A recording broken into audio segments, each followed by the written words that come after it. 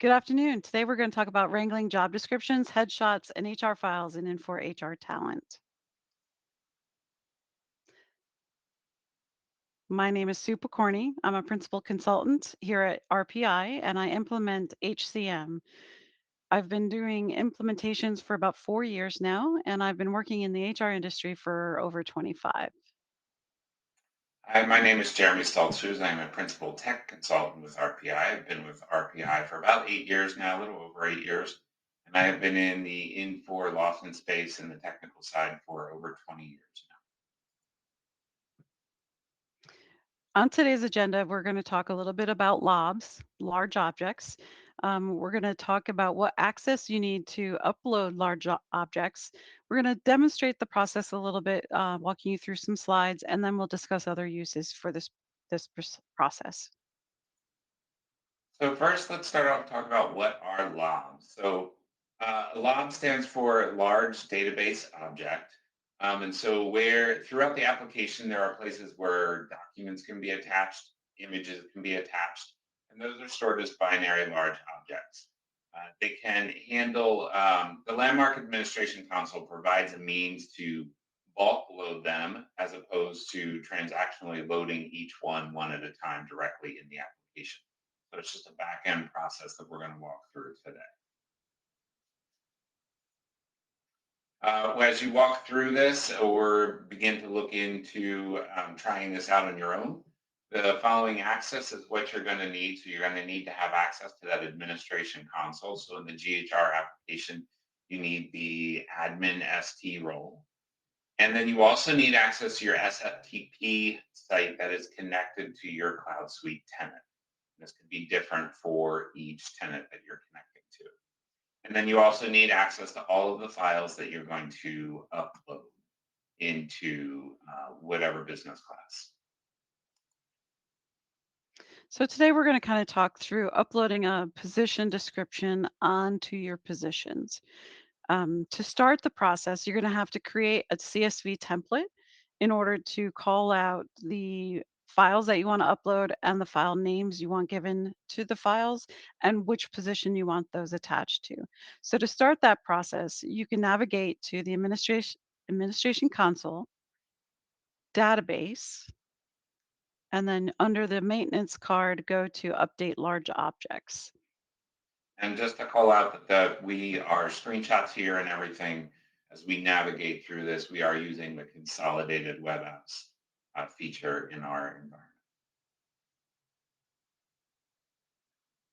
So, Jared, do you want to talk a little bit about the subdirectory and how to handle the Yeah. work directory section?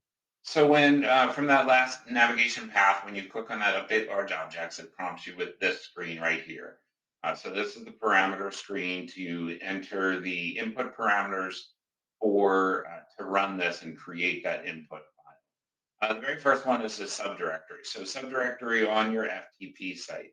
So the default location will go to the folder that is specified by your Cloud Suite configuration parameters, which can also be found in the administration console page.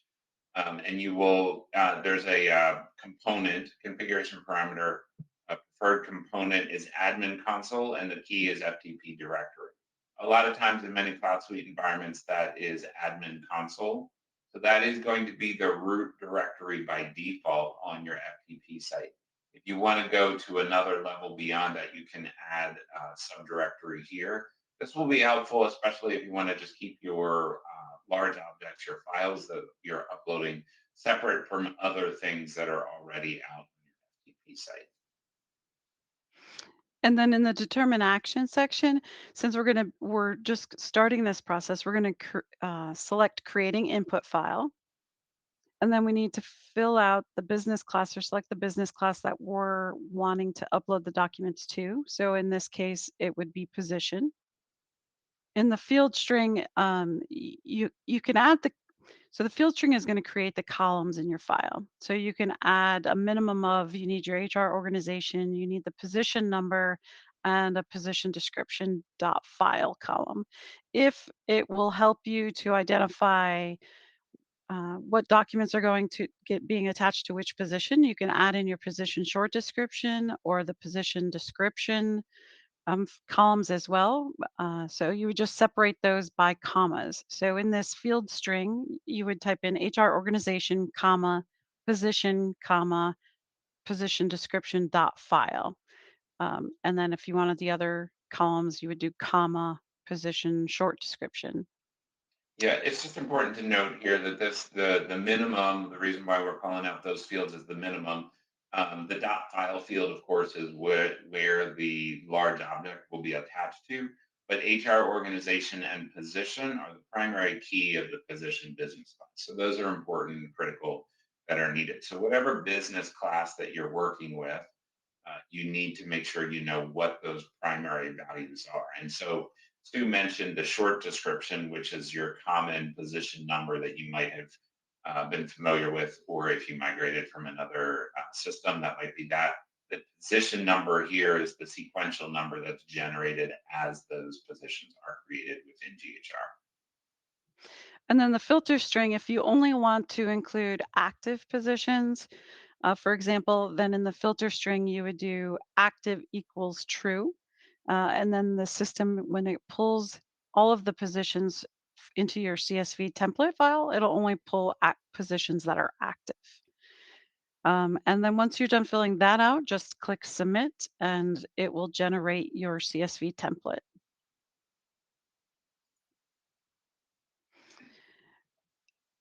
Now,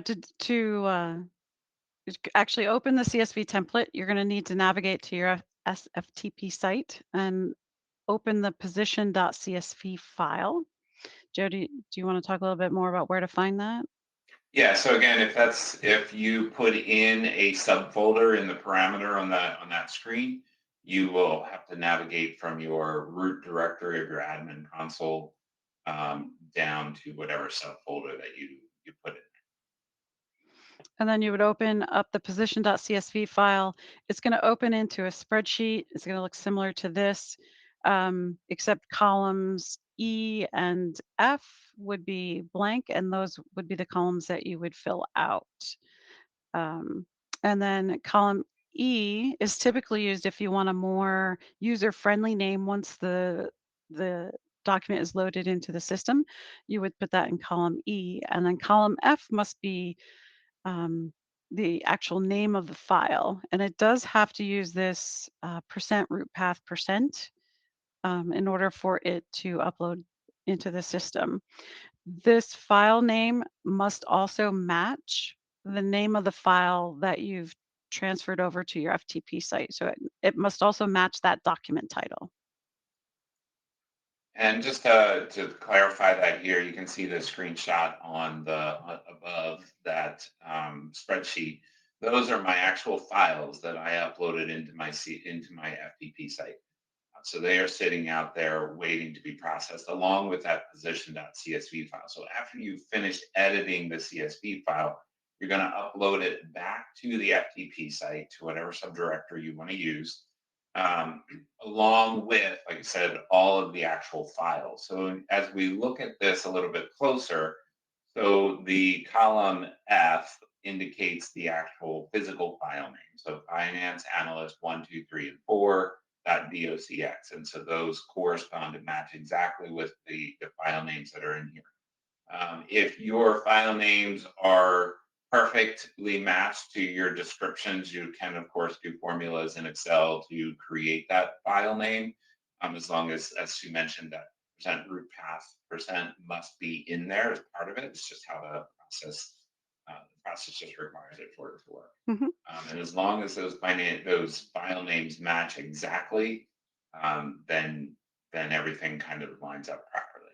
So, like I said, you'll put all of those files back onto the FTP site once you've finished editing the CSV file. Correct. And just a quick tip, you can use the concatenate formula in Excel to add that root path in there. Moving on to step 4 is actually uploading the large objects. So going back to that same form that we completed to create the CSV file. So navigate back to Administration Console, select Database select database from the dropdown, go to your maintenance window and select update large objects. And this form again will open up. You specify your subdirectory, and then your action choice is going to be updating the LOBs versus creating the input file. So updating LOBs. Again, the position business class would be the business class we're selecting today. And then you would enter in the file name for your input file. So it's still titled position.csv. And then you would click submit, and this will upload all of the large objects that you just attached to that spreadsheet into your actual position. This could take a little while to run, so you can monitor your async queues for completion. And then once the job is completed, you can navigate out to your positions and look to see where it was attached. And I will just call out here this create user report option parameter. It is on by default, but it will create a output report in your print files where you can see the results of that So you would be able upload. to easily see, Jer, you would be able to see which ones failed and which ones were uploaded? Correct. So if there was a file name issue where something wasn't spelled right, or where there was a mismatch between the physical file name and what was in the file, you would see the result of that in that user report. Perfect. So to actually go out and review where the document was attached, navigate back to your HR administration, go to jobs and positions, identify the position. In this case, we updated position 82. From the detail tab, we can see that the description is now attached here, and the date in which we attached it. And then to actually review that document, you would just click that blue hyperlink and the document would open. So again, you can use this procedure to upload large objects such as images, PDFs, Word documents, Excel documents. You can also, there are various ways that you could actually use this procedure, let's say in real life, right? So job descriptions, position descriptions, like we just talked about, seem to be the biggest use of this, but you could also use this for employee resumes. If you converted over active employees during your conversion and you want to upload their resumes from their personal files in mass, you could do that using this procedure. Same thing with headshots. You can link to the images from your Active Directory. Maybe they're used on your PDF or your personnel badges. You could access those, transfer them over to the SFTP site, and then upload photos, the headshots for each employee. Personnel files, you can go through your paper personnel files and find historical documents that you'd want to upload and attach to the employee's profile. Same thing with historical performance appraisals, any corrective action documentation that you want uploaded from their personnel files, any kind of drug tests, occupational health files, all of that can be uploaded in mass to the employee. Basically, as you're going through the application and anywhere where you're starting to use attachments, and you would manually attach them, there's usually a little folder icon next to the fields in the application screens where you can attach the documents. And basically, if you use that Control Shift left mouse click shortcut to find the business class, that is really all you need at that point to then begin to do a mass upload. And it's really like we walked through, it's just creating that original input file. And honestly, that job doesn't necessarily need to be run to create the input file. You could certainly pull the header information out with Spreadsheet Designer or just create it manually if you have all the data. That's just kind of to help you get that kickstart and make sure it gives you or the jump start to make sure it gives you the primary key information. So again, I think some of the key reminders is to make sure that the files that you're going to upload are also transferred over to your SFTP site so they can be grabbed by that job when they're doing the upload, and that the file names are the same in in your template as what they are in your directory. So, and that's it for our discussion today. Thank you very much for your time. Thank you. Have a great day.